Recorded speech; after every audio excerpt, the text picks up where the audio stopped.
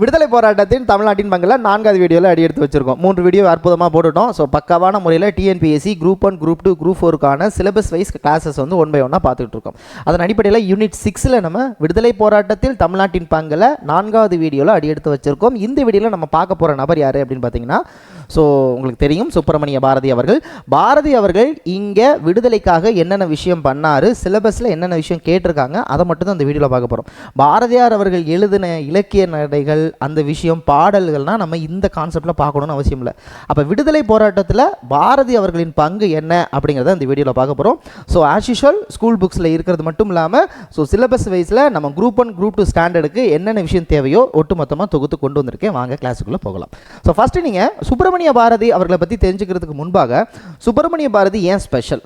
இப்போ சுதேசி இயக்கம் அப்படின்னா வ.உ. சிதம்பரனார் அவர்களை பற்றி ஸ்பெஷல் நம்ம சொல்கிறோம் இல்லையா? முதலாக இந்தியாவிலேயே கப்பல்களை வாங்கி சுதேசி முறையில் தன்னார்வமாக கொண்டு வந்து ஒரு சுதேசி இயக்கத்தின் மூலமாக அங்கே எல்லாம் சின்ன சின்ன பொருட்களை விற்றுக்கிட்டு இருக்கும்போது, நான் பெரிய கப்பலே கொண்டு வந்து நான் விற்பேன், செயல்படுத்துவேன் அப்படின்னு கப்பலை வாங்கி செயல்படுத்தினவர் தான் வ.உ. சிதம்பரனார். அதனால தான் அவர் சுதேசி இயக்கமும் அவரையும் நம்ம பிணைக்க முடியாத ஒரு விஷயமா இருக்குது. அப்போ பாரதி அப்படிங்கிறதுனால எதனால் அவர் ரொம்ப சிறப்பு, எதனால் அவரை மகாகவின்னு சொல்கிறோம், எதனால் தேசிய கவின்னு சொல்கிறோம் அப்படின்னு நம்ம பார்த்துக்கிட்டோம் அப்படின்னா, அந்த காலகட்டத்தில் படித்தவர்கள் அதிகமாக இருந்தாலும் அந்த படித்தவர்களை போராட்ட களத்தில் கொண்டு வர்றது ரொம்ப பெரிய ஒரு முடியாத செயலாக இருந்துச்சு. படித்தவர்கள் மட்டும்தான் போராட்ட களத்தில் ஈடுபட்டதாகவும் மனுக்கள் சார்ந்து ஆங்கிலேயர்களை எதிர்க்கும் திறன் கொண்டவர்களாகவும் இருந்தாங்க. அப்போ படிப்பறிவு இல்லாதவர்களுடைய பாமர மக்களுக்கு இந்த விடுதலை உணர்வு ஊட்டியது முதல்ல ஊனா சொல்லி போட்டது பாரதியார் தான். ஸோ எளிய மக்களை விடுதலை போராட்டத்துக்கு ஊட்டியவர் தனது கவிதை மூலமாக, தனது பாடல் மூலமாக, தனது செய்தித்தாள் மூலமாக எளிய மக்களுக்கு விடுதலை உணர்வு ஊட்டியதில் ஊனா சொல்லி போட்டது யாருன்னா நம்மால் தான். அதனால தான் பாரதி அவர்களை தேசிய கவி, மகாகவி அப்படின்னு நம்ம அழைக்கிறோம். அதே நேரத்தில் தேசியவாதத்தின் குறிக்கோளையும் நோக்கங்களையும் தான் அவர் முன்னெடுத்தார். நல்லா கொஞ்சங்க, தேசியவாதியாகத்தான் இவர் கருதப்பட்டார். அப்போ தேசியவாதத்தில் தனது செயல்பாடுகளில் தீவிரமாக இருந்தனால இவர் தீவிரவாதத்தில் இருந்துபட்டார். ஆனால் இதில் மிக முக்கியமான விஷயம் என்னென்னா, இவரோட கேரக்டர் அனலைஸ் பண்ணி பார்க்கும்போது பயங்கரவாதத்துக்கு இவர் எந்த செயலுமே சப்போர்ட் பண்ணவே இல்லை. கடைசி காலம் இல்லை, இறுதி காலம் வரையுமே இவர் பயங்கரவாதத்துக்கு எதிரானவங்க தான் இருந்தார். மிக முக்கிய குறிப்பாக கருதக்கூடியது, வ.உ. சிதம்பரனார் கைது செய்யப்பட்ட பொழுது திருநெல்வேலி கழகத்தில் இருக்கப்படுவது, திருநெல்வேலி கழகத்துக்கு காரணமாக இருந்த ஆஷ் அவர்களை வாஞ்சிநாதன் கொலை செஞ்சிருப்பார் இல்லையா? அது தவறு, அது மிகவும் முக்கியமான தவறான கண்டனத்துக்குரியதுன்னு தனது இந்திய நாளிதழில் இவர் கண்டனத்தை பதிவு பண்ணுறாரு.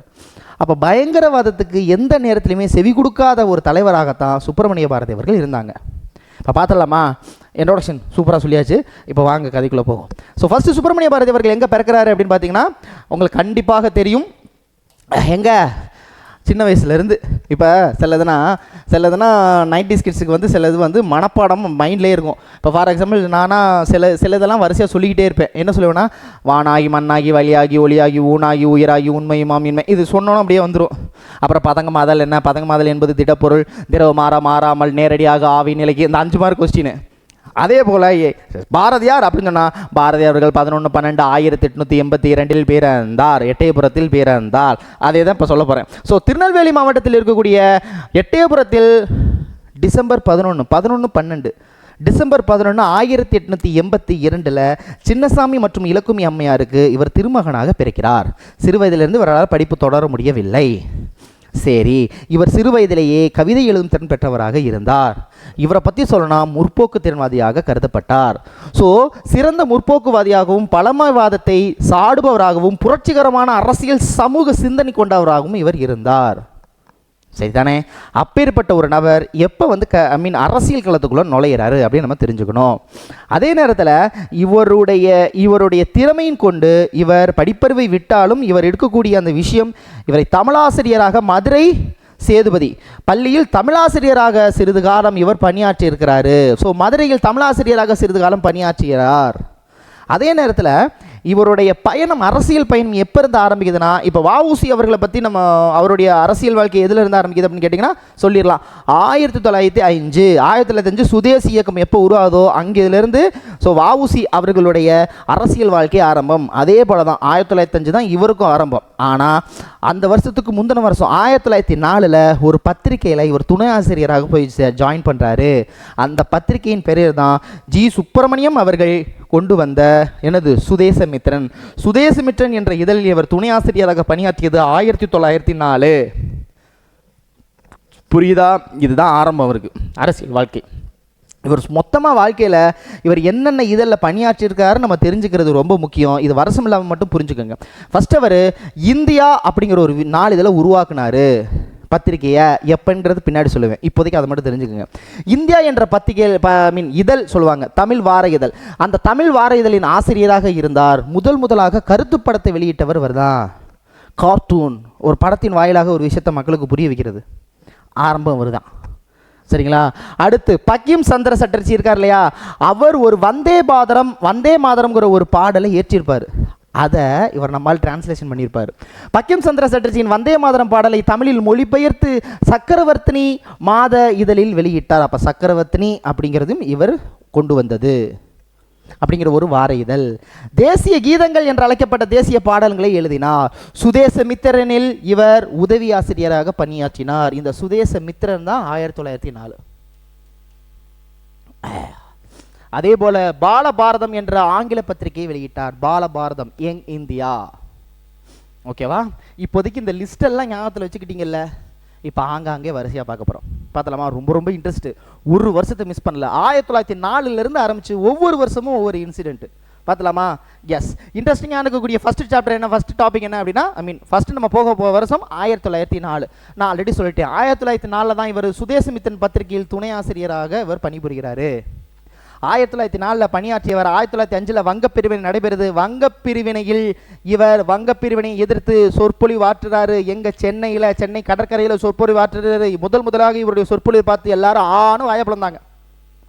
ஐயோ, என்னடா இப்பேற்பட்ட பேச்சாளரை நம்ம காங்கிரஸ் விட்டுட்டோமே, இந்திய தேசிய காங்கிரஸ் விட்டுட்டோமே, அப்போ அவரை விடக்கூடாதுப்பா அப்படின்னு அவருடைய முதல் பேச்சு அப்படிங்கிறது 1905 வங்கப்பிரிவின் காரணமாக சென்னையில் பேசின பேச்சு தான். குடுகுடுன்னு ஓடிப்போய் 1905 வங்க பிரிவினை எதிர்க்கிறதுக்கு ஒரு மாநாடு ஒன்று போட்டாங்க டிசம்பர் மாதம். ஒவ்வொரு வருஷமும் இந்திய தேசிய காங்கிரஸ் ஒரு இடத்துல மாநாடு போடுவாங்க. நான் ஆல்ரெடி சொல்லிட்டேன்.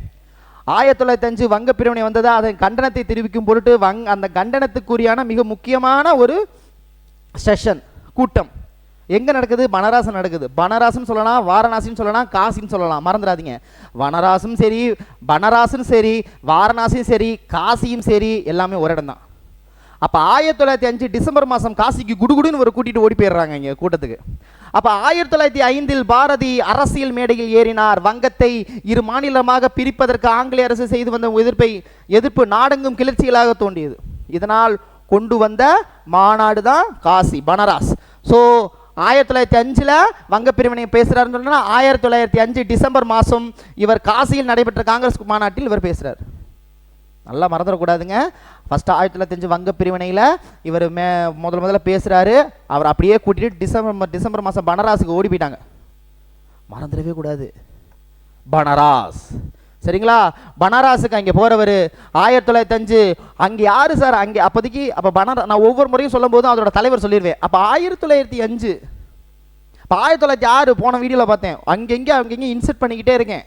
1906 4 குறிக்கோள்கள் கொண்டு வந்தார் தாத்தாபாய் நவரோஜி அவர்கள். கொல்கத்தா செஷனில் 4 மிக முக்கியமான தீர்மானம்: சுயாட்சி, சுதேசி பொருட்களை இது பண்ணுறது, மற்ற பொருட்களை வாங்காமல் இருக்கிறது, எஜுகேஷன், தேசிய கல்வி. இந்த 4 குறிக்கோளையும் கொண்டு வந்ததுன்னா 1906 கொல்கத்தா செஷனில் யார்? தாத்தாபாய் நவரோஜி அவர்கள் இருக்கும்போது. ஆனால் அந்த சுதேசி பொருட்கள் தீர்மானத்தை கொண்டு வந்தவர் யாருன்னா திலகர் அவர்கள். அதனை பார்த்து தான் வஉசி அவர்கள் சுதேசி இயக்கத்தை தமிழ்நாடு புலம் கொண்டு வரணும்னு ஆசைப்பட்டார் சொன்னேன் இல்லையா? வஉசி பார்க்கும்போது 1906 கொல்கத்தா மாநாடு பார்த்தோம் இல்லையா?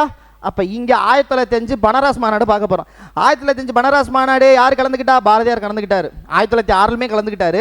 1905 கலந்துக்கிட்ட பாரதியார் அப்போ தான் 1905 பனாரஸில் போய் பார்க்கும்போது யாரை பார்க்குறாரு? திலகரை பார்க்குறாரு. ஆனால் அந்த கூட்டத்தின் தலைவர் யார்? மிதவாதிகளின் தலைவராக இருக்கக்கூடிய இவர் கோபாலகிருஷ்ண கோகலே. கோபாலகிருஷ்ண கோகலே அவர்கள் தலைமையில் பனாரஸில் அந்த மாநாட்டில் நடைபெற்றது. சுதேஷ் வங்க பிரிவினை பற்றி தனது கண்டனத்தை அந்த இயக்கம் செயல்படுத்துது. இதில் தான் போய் பார்க்குறாரு, திலகரை பார்க்குறாரு. திலகரை பார்த்தோன்னு பிடிச்சி போச்சு. ஸோ திலகரின் கொள்கையில் அவருக்கு விருப்பம் தெரிவிக்கிறார். அதோட விட்டாரா? 1905 வங்க பிரிவினை எதிர்ப்பு கொண்ட பனாரஸ் மாநாட்டில் கலந்து கொள்கிறார் பாரதியார் அவர்கள். அங்கே தான் யாரை சந்திக்கிறாரு? திலகரை சந்திக்கும் சந்தர்ப்பம் அவருக்கு ஏற்படுது. கதை ஸ்டோரி புரியுதா? உண்மைன்னா அப்போ 1905 முடிஞ்சதுக்கப்புறம் நம்ம 1906க்கு இங்கே வராரு. 1906 வந்த உடனே அவர் பண்ண விஷயம் என்னன்னா, பாலபாரத சபையின் அப்படின்னு ஒன்று உருவாக்குறாரு. பாலபாரதங்கிற ஒரு ஆங்கில இதழையும் இவர் வெளியிட்டிருப்பாரு. பாலபாரதம் சபைன்னு ஒரு சங்கத்தை உருவாக்கியிருப்பார். பாலபாரதங்கிற ஒரு ஆங்கில பத்திரிகையும் வெளியிட்டிருப்பார், மறந்துடக்கூடாது. 1906 நடைபெற்ற கொல்கத்தா செஷன் தாத்தாபாய் நோஜி அதுலேயும் இவர் பார்ட்டிசிபேட் பண்ணுறாரு. ஆனால் இதில் தான் ஒரு ட்விஸ்ட் நடக்குது, மிகப்பெரிய ஒரு சம்பவம் நடக்குது, நல்லா கவனிச்சுக்கோங்க. 1906 வஉசி அவர்களும் கலந்துக்கிறாரு, பாரதியார் அவர்களும் கலந்துக்கிறாரு. இதில் 2 மிக முக்கியமான ஒரு விஷயம் நடக்குது, அது அவருக்கு ரொம்ப பாதிக்குது. நம்பர் 1 என்னென்னா, அந்த கூட்டத்தின் தலைவராக யாரை தேர்ந்தெடுக்கணும்னு நினச்சாங்கன்னா, அப்போ இருக்கும்போது ஸ்டெல்ட் அப்படின்னு ஒரு ஆங்கில அதிகாரி, ஸ்டெட்டு இந்த இருக்கு பாருங்கள், ஸ்டெட்டை வந்து தலைமை பொறுப்பேற்கணும்னு நினைக்கிறாங்க. இதனால மிகப்பெரிய ஒரு எதிர்ப்பு கிளம்புது. அதில் பாரதியார் தன்னோட எதிர்ப்பை தெரிவிக்கிறார், நம்பர் 1. 2வது, சுதேசி இயக்கத்தை உருவாக்கணும்னு அந்த குறிக்கோள் தீர்மானத்தை திலகர் அவர் முன்மொழிகிறாரு. அந்த சுதேசி இயக்கத்தை, அந்நிய பொருட்களை நம்ம விளக்கணும், அந்நிய பொருட்களை வாங்கக்கூடாதுங்கிற அந்த குறிக்கோளை மிதவாதிகள் ஏற்றுக்கலை. இதனால எதிர்ப்பில் பாரதியார் முன்னாளாக போய் நிற்கிறார். அந்நிய பொருள்களை நம்ம எதிர்க்கிறது தான் கரெக்ட், அந்த குறிக்கோள் கரெக்டுன்னு அந்த இடத்துல இருந்து திலகருடைய மிக பற்றாளராக மாற்றப்படுறார். இது எங்கே நடக்குது? 1906 நடக்குது. அப்போ 1906 மிதவாதிகள் அந்த குறிக்கோள் தீர்மானம், தீவிரவாதிகளால் கொண்டு வந்த தீர்மானத்தை நாங்கள் ஏற்றுக்க மாட்டோம் மிதவாதிகள் இருக்கும்போது அந்த மிதவாதிகளை எதிர்த்தவர் பாரதியார் அவர்கள். அங்கிருந்து தீவிரவாதிகளின் தலைவராக மிக முக்கிய தென்னகத்திற்குரிய மிக முக்கிய உறுப்பினராக மாற்றப்பட்டார். எப்போ நடக்குது?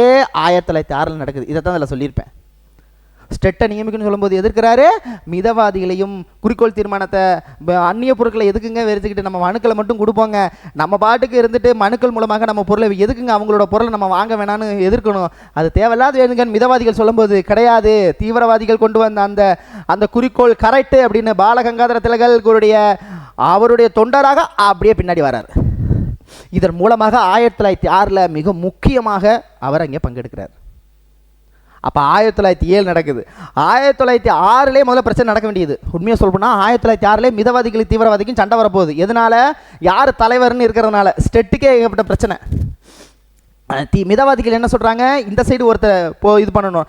தீவிரவாதிகள் என்ன சொல்கிறாங்க, இல்லை திலகர் முக்கியமான நபர்கள் தான் இந்த இந்த இந்த மாநாட்டுக்கு தலைவராக இருக்கணும். அப்போ தான் யாரை கொண்டு வந்தாங்க? தாத்தாபாய் நௌரோஜியை கொண்டு வராங்க. 1906 கொல்கத்தா செஷன் சொல்லிக்கிட்டு இருக்கேன். தாத்தாபாய் நௌரோஜி மிதவாதிகள் மற்றும் தீவிரவாதி 2 பேருக்கும் ஒரு மிக முக்கிய நபராக கருதப்படுறார். நல்ல அபிப்பிராயம் கொண்ட நபருங்க. அதனால் எல்லாரும் ஏற்றுக்கிட்டாங்க. தாத்தாபாய் நௌரோஜி அவர்கள் தலைமையில் ஏற்றுக்கொள்ளப்பட்டது.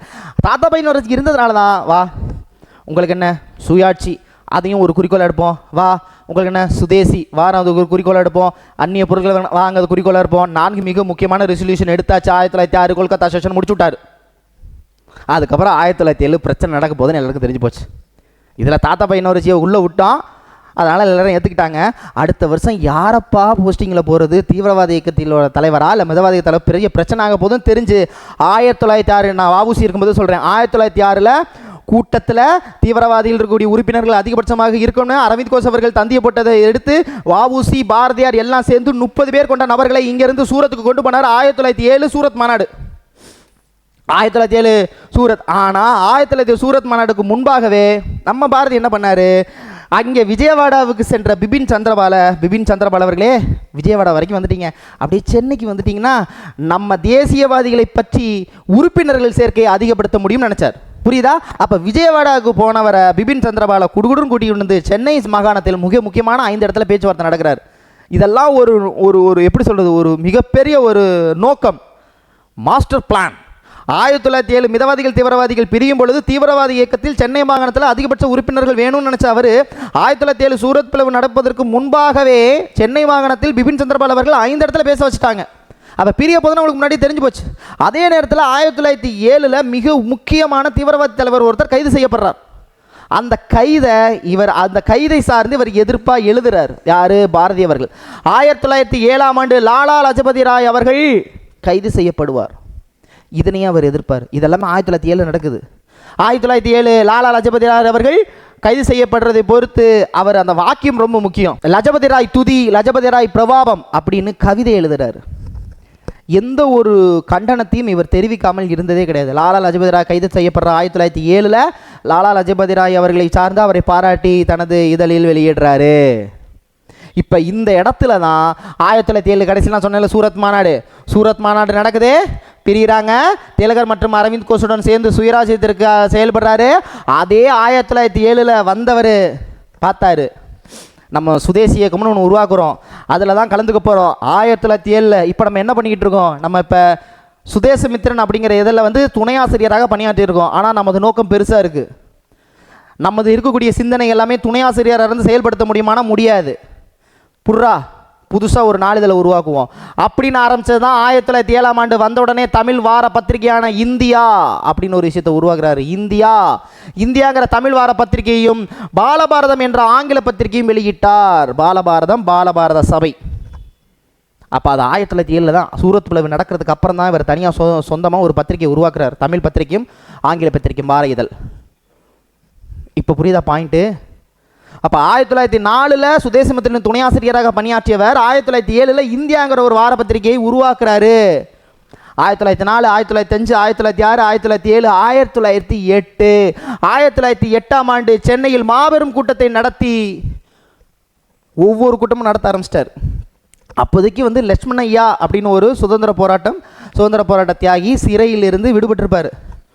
அவருக்கு பாராட்டு விழா நடத்துறது, பிறந்தநாள் தீவிரவாதிகளின் தலைவருக்கு பிறந்தநாள்னா அது கொண்டாடுறது, இந்த மாதிரி செயல்பாடுகளை களத்தில் இறங்க ஆரம்பித்தார். 1908 வந்த உடனே ஆரம்பிச்சிட்டாரு. ஸோ சென்னையில் மாபெரும் கூட்டத்தை நடத்தினார். அன்று லட்சுமண ஐயா என்ற சுதந்திர போராட்ட வீரர் சிறையில் இருந்து விடுதலை செய்யப்பட்டார். அவருக்கு பாராட்டு விழா நடத்தினார். சுயராஜ்ய நாளை கொண்டாடினார். அவரது பாடல்கள் வந்தே மாதரம், அச்சமில்லை அச்சமில்லை அப்படிங்கிற பாடல்லாம் இடம்பெற்றது. புரியுதா உங்களுக்கு? கான்செப்ட் புரியுதா? வஉசி அவர்களுடைய ட்ராக்கும் அவருடைய ட்ராக்கும் வேறு மாதிரி பயணிக்குது. ஓகேவா? இங்கேருந்து ஸோ முழுக்க களத்தில் இறங்குறதுனா பேச்சுவார்த்தை பாடல்கள் மூலமாக களத்தில் இறங்குறது, அவர் செயல்பாடுகள் மூலமாக களத்தில் இறங்குறது. ஓகேவா? ரெண்டுக்கு வித்தியாசம் புரியுதா? எஸ். ஸோ அப்புறம்தான் ஒன்றா வந்தே மாதரம், அச்சமில்லை, எந்தையும் தாயும், ஜெயபாரதம் என்ற பாடல்கள் அச்சிடப்பட்டு தமிழ் மக்களுக்கு இலவசமாக அனுப்புகிறார். இதெல்லாமே 1908 நடக்குது. இன்னும் முடியல. 1908 வஉசி அவர்களுக்கு எதிரான வழக்கு வந்துருச்சா? லிங்க் வருது பாருங்க. இவர் இங்கே இது பண்ணிக்கிட்டு இருக்காரு. 1908 இங்கே நடக்குது. நல்லா கவனிச்சுக்கோங்க. 1908 மார்ச் 9 எனக்கு மனப்பாடமே ஆயிடுச்சு. 1908 மார்ச் மாதம் இவர் யார் விடுதலை செய்யப்படுவார்? பிபின் சந்திரபால் அவர்கள் விடுதலை செய்யப்படுவார். பிபின் சந்திரபால் அவர்கள் விடுதலை செய்வதையொட்டி அவருக்கு வந்து அந்த இது சுதந்திர நாளாக கொண்டாடணும்னு பிபின் சந்திரபால் விடுதலை எல்லாரும் புகழ்பெற்று விடுதலை நாளாக அனுசரித்து கொண்டாடுவாங்க. அதில் பாரதியாரும் இருக்கார், வஉசியும் இருக்கிறார், சுப்பிரமணிய சிவாவும் இருக்கிறார். ஆனால் ஆங்கிலேயருக்கு காண்டி எங்கன்னா சுப்பிரமணிய சிவாவும் வஉசியும் மேலே மட்டும்தான். ஏன்னா அதே 1908 பிப்ரவரி 27 கோரல் மில் போராட்டத்தில் ஜெயிச்சிட்டார் வஉசி. இதை இந்தியா முழுக்க ஒரு மிக முக்கிய ஒரு விஷயமாக கருதப்பட்டுச்சு. முதலாக தொழிலாளர்கள் போராட்டம் வெற்றி அடைந்தது. யாரின் காரணமாக? வஉசி மற்றும் சுப்பிரமணிய சிவா அவர்களின் காரணமாக.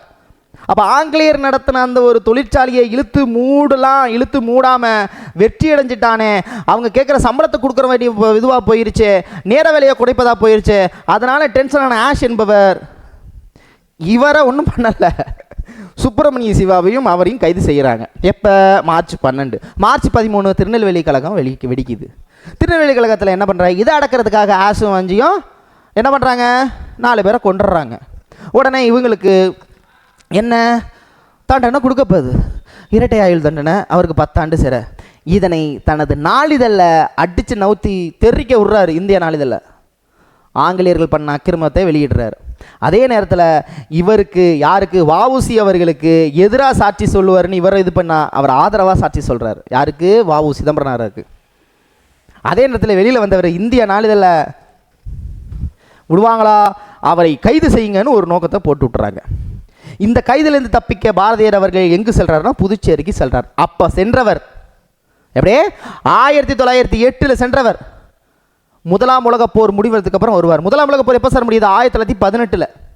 முதலாம் உலகப் போர் 1914 18. இதுக்குள்ளே ஒரு அரசியல் நடக்கும். இந்த 14 18 ஒரு மிகப்பெரிய அரசியல் நடக்கும் இந்தியாவில்.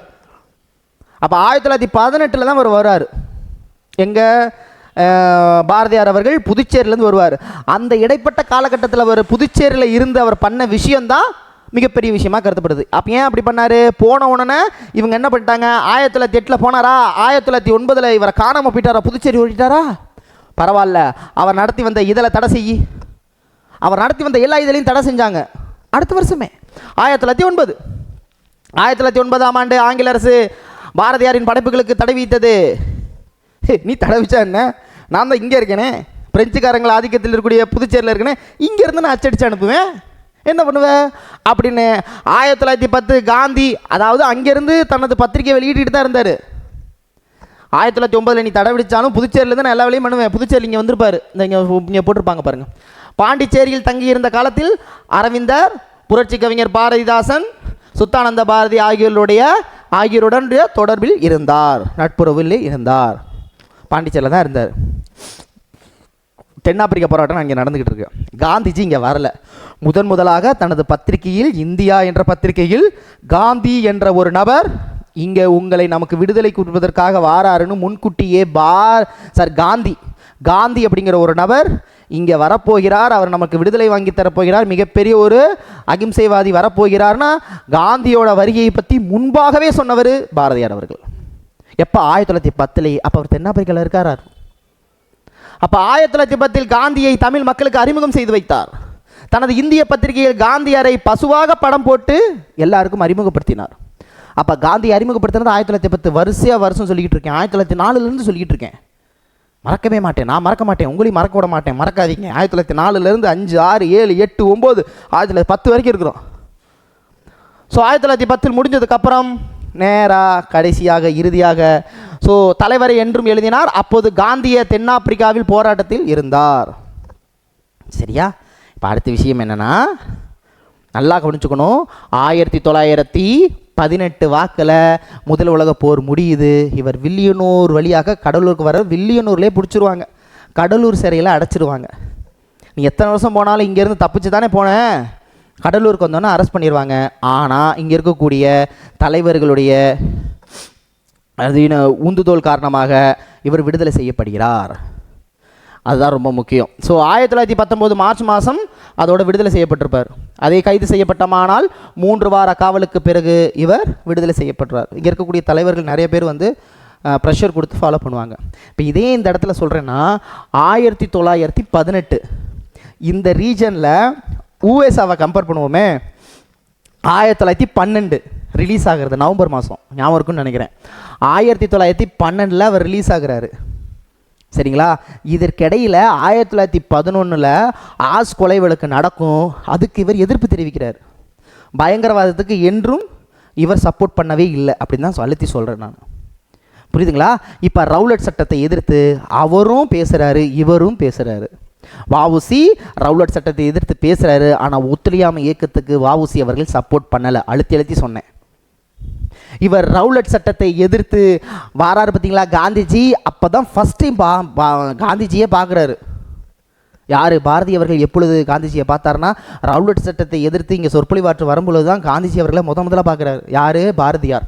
1919 மார்ச் மாதம் ரவுலட் சட்டத்தை எதிர்ப்பு பற்றி தமிழ்நாடுக்கு தலைவர்களுள் பேச சென்னை சென்ற காந்தியடிகளை சந்தித்து பேசினார். பல்வேறு இன்னல்கள் மற்றும் வறுமைக்கு பிறகு பாரதியார் சென்னையிலிருந்து சுதேசமித்திரன் பத்திரிகையில் மீண்டும் பணியாற்றியிருப்பார். இறுதியாக 1921 இறந்திருப்பார். இதோடு மட்டும் தெரிஞ்சால் போதும். இப்போ இவங்களுடைய கொள்கை ரீதியில் ஐடியாலஜியை பாருங்கள். ஓகேங்களா? பயங்கரவாதத்துக்கு எதிர்ப்பு தெரிவிச்சிருக்கிறாரு. அதில் தான் சில செயல்பாடுகள் நல்லா கவனிங்க.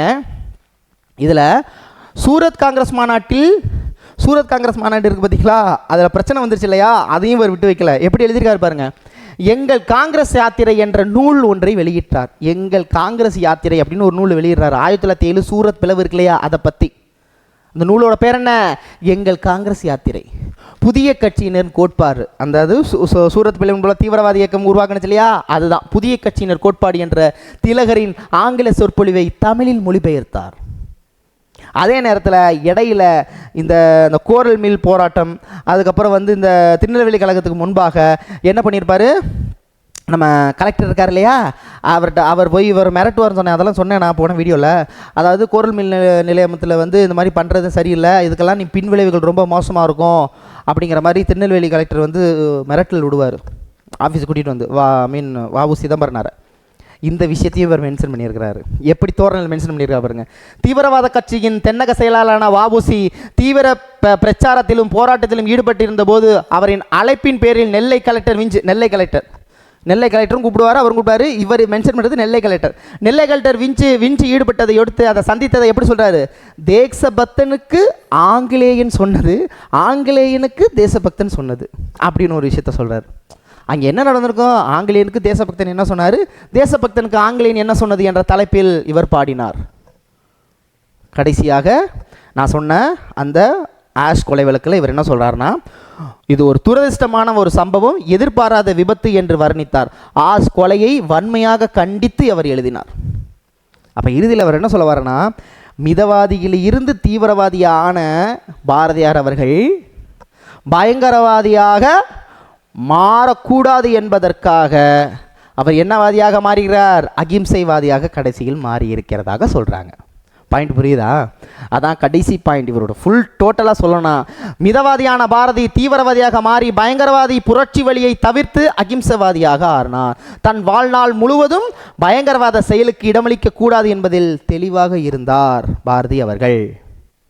இப்படி தான் சொல்லி அவருடைய வரலாற்றை முடிக்கிறாங்க. அப்போ காந்திஜி அவர்களுடைய பங்கெடுப்பு ரொம்ப முக்கியம். அதுவும் புதுச்சேரியில் இருக்கும்போது தான் இவருடைய பாடல்கள் ஒன்றும் மிக, ஏன்னா இப்போ ஒன்றும் இல்லை, உங்களுக்கு புரிகிற மாதிரி சொன்னால், என்றைக்கு வந்து ஒரு தனிமையான ஒரு இடம், ஒரு நம்மளுக்கு தனிமைப்பட்ட ஒரு இடம் இருக்குதோ, எழுத்து மட்டும்தான் தனது இயக்கத்தின் முழு வெளிப்பாடாக இருக்கும்போது எழுதி பாடல்கள் மூலமாக மக்களுக்கு எல்லா விஷயத்தையும் விடுதலை உணர்வு ஊட்டியதில் மிக முக்கியமான நபர் தான் பாரதியார் அவர்கள். இதைத்தான் அதில் மென்ஷன் பண்ணியிருக்காங்க.